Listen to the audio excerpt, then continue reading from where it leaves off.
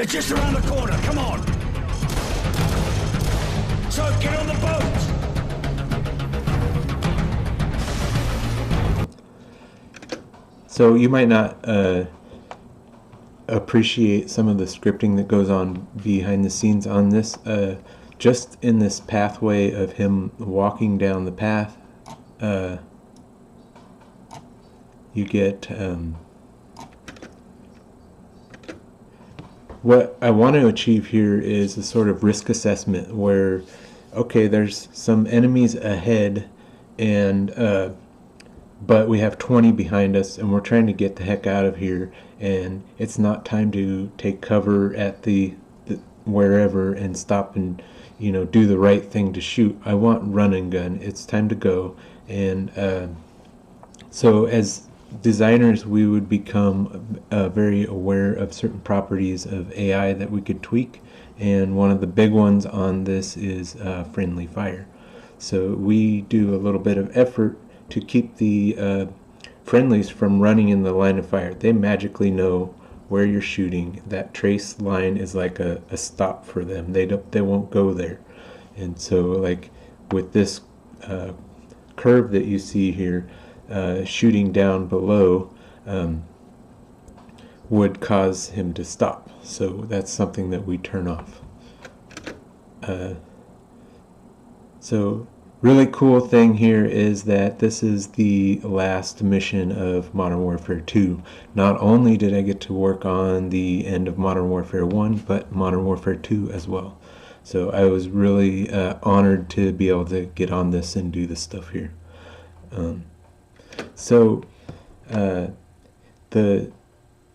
This vehicle is now a new type of vehicle, and it's dynamic, and you can control it. You know, in the past we had tanks, and in this game we got a couple. When I got this level, it was like fully detailed out. All the geometry was there and available, and sometimes we would start scripting while the level was still in block out, and we'd have case textures, which is like the grid textures that give us the scale and all that stuff. And we just have to kind of work through that and use our imaginations. But when I got this level, this is what it looked like pretty much. I don't think there was much of a detail pass after I worked on it. I might have tweaked some things on the waterfall later on, but this is how I got it, and it was really cool. So yeah, back to the dynamic vehicles. When I got this, it was kind of a little bit overwhelming, but then we kind of realized that much of this script was already done in the cliffhanger level with the snowmobiles. So this is basically the same gameplay as what you had on the snowmobile. With that cliffhanger being the big demo level that we were showing off to everybody, it was very important that we didn't break that. And so the right way to do things is to kind of share a script and write it. So like this would be how vehicles handle being dynamic and doing the track. And but in this case, I made an exception to the rule that you should try and consolidate efforts, and went ahead and duplicated that script. And you can see here, if I go to the comparison, Zodiac Drive is the one that I worked on, and Snowmobile is the one that I duplicated. So you can see there's a lot of similarities here. But I would go ahead and change, like, variable names. You're not going to want Snowmobile stuff here. And there was a lot of script for the doodads on the snowmobiles. Had speedometers and things like that I got rid of, and then different things like just a lot of new stuff was added for let me get back to the game here. For like you see Captain Price here, he's making an adjustment based on where the enemies are on screen. Like if they're over here, he'll jump to this side. So it's kind of like have to see them the direction they're coming from and jump to the opposite side for the animation to do this stuff. And so all these are like special animations that I had set up. I didn't.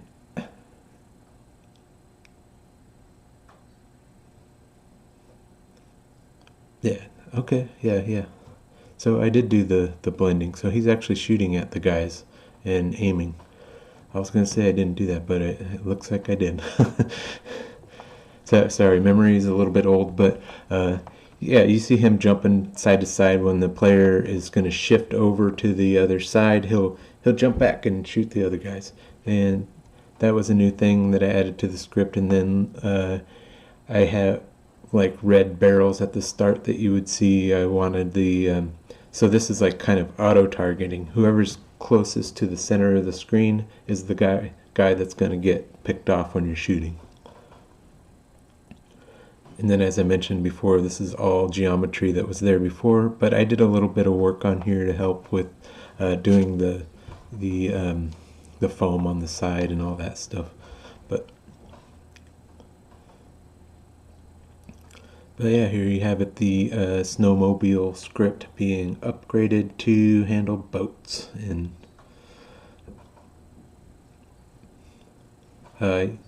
yeah, helicopters and stuff. Were a thing I worked on a lot in the game. Those are the little birds, and I was going to talk about those a little bit, but it's not much to them. Kind of making them land and having the guys jump off was something that I also worked on, but it doesn't make an appearance in this level. This part was kind of tricky because you're transitioning from this dynamic to a scripted sequence, and so like here I'm kind of taking over and throttling back, I think, and then we here's a lot of like fudge the thing and have them go. So something I talk about in Modern Warfare 1 end level thing is that we rode the path all the way to the corner of the map, and we find out that there's floating point precision issues on the animations. So with that in mind, on this game, we scripted all this as one map, but this half was in a separate map too. So like as we're iterating on the sequence, this is its own map, and so at the end we just decided to, since we were also at the edge of the grid on this, we took this map and separated it, moved it closer to the origin, and that way you can get smoother animations on the fingers and all that stuff. So there was a level transition there, and we cover that up with a cinematic and all that stuff. So something you might not know about this, I mean, you probably recognize it at the end. This is the MP Rust geometry up in here, and when I first started doing this ending, I wanted to do something a little bit different. So I was initially playing with this sandstorm coming in, and then doing a boss battle. And so what the boss battle was is that Shepard would be sort of taunting at you and just running behind the covers and around the space in what you know as MP Rust. And while there was some flashes of this is kind of cool, it just wasn't working out. Felt kind of silly, and I was doing like magic, spawn him, like try to get him right in front of the player so you could see like a shadowy motion go by, and you kind of get a little tense with it. And I was struggling to get the VFX, the cloud and the particles to like kind of play with me and get in front of him so that it could work out right.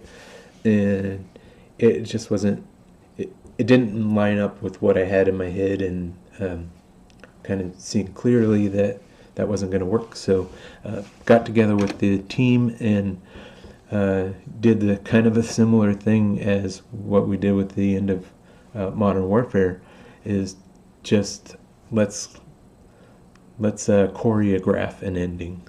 And so this part we split between two of us. I would script this first part where you kind of find him there, and yes, he does have some words with you there, but this is all animation work here. So let's see, give it a speech, and then yeah, playing all these animations. This was kind of a fun part. We have had like 8 different hand animations. It was like left, right, and we have the script command to ask if the button's pressed. It's kind of a little bit wonky on the QuickTime events. We never really fixed it up, but part of Call of Duty was always not to kind of lean into these QuickTime events. We call them QuickTime events because it was like push the button to make it go. But this was you hold the right trigger, right trigger, so it was kind of fun. And after the stomp out, this is where another guy scripted this stuff. We had a lot of fun with this script. I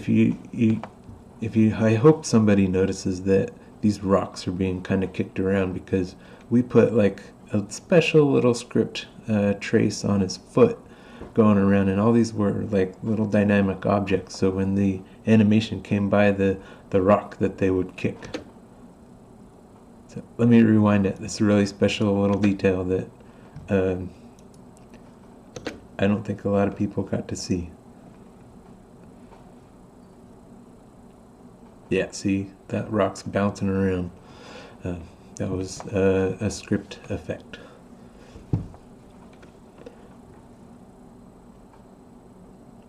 So actually I kind of forget where the boundary is. A lot of this is animations, but I know that the knife was not my work.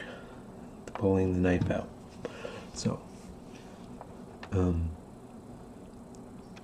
yeah, it was really cool to work on the ending of Chase on Modern Warfare 2.